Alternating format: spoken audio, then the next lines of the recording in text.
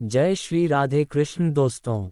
आज हम आपको अपने चारों वेदों के बारे में बताते हैं। वेदों की रचना कब हुई, कैसे हुई, क्या इनको किसी इंसान ने लिखा या भगवान ने? आइए विस्तार से जानते हैं। वेदों को सनातन धर्म का आधार माना गया है। ये हिंदू धर्म की सबसे प्राचीन आधारशिला वेद ही है।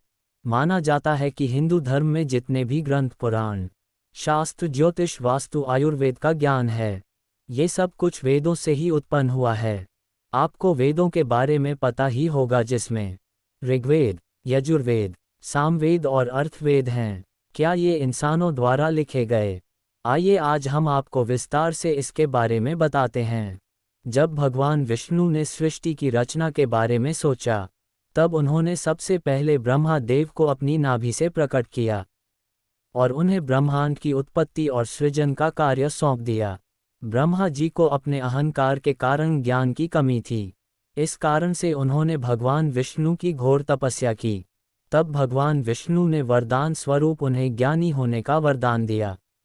एक बार देवऋषि नारद जी, जो ब्रह्मा जी के पुत्र हैं, उन्होंने ब्रह्मा जी से वेद ज्ञान की प्राप्ति की कामना लगाई। तब प्रथम ज्ञान देवऋषि नारद को हुआ।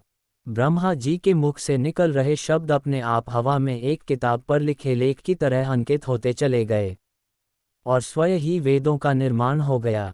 तभी से माना जाता है कि वेदों को सबसे पहले ब्रह्मा जी ने रचा। इसके बाद ब्रह्मदेव से वेदों का ज्ञान सारे ऋषियों को प्राप्त हुआ।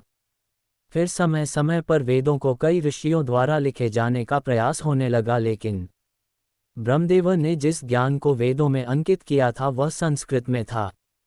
इसी कारण से कोई भी वेदों को लिखने में असमर्थ था। फिर द्वापर युग के अंत के दौरान महर्षि वेद व्यास ने सभी वेदों और पुराणों को लिखने की ठानी और वेदों को विस्तार रूप में लिखा। फिर महर्षि वेद व्यास ने इनको 4 भागों में बांट दिया, जिनका नाम पड़ा ऋग्वेद, यजुर्वेद, सामवेद और अर्थवेद। जब महर्षि वेद व्यास ने इनको सरल रूप देखकर मनुष्य तक पहुंचाया, तब 6000 ईसा पूर्व का समय था। फिर कुछ मनुष्यों द्वारा वेदों की आयु घोषित कर दी, जबकि वेदों का निर्माण ब्रह्मा जी द्वारा पहले ही कर दिया गया था। इसी तरह वेदों को सिर्फ 2 बार रचा गया, एक ब्रह्मा जी के द्वारा, दूसरा महर्षि वेदव्यास द्वारा। दोस्तों, ये थी हमारे चारों वेदों की कहानी। ऐसी रोचक और ज्ञान की बातें सुनने के लिए हमारे चैनल को सब्सक्राइब, लाइक, शेयर, कमेंट करें। धन्यवाद।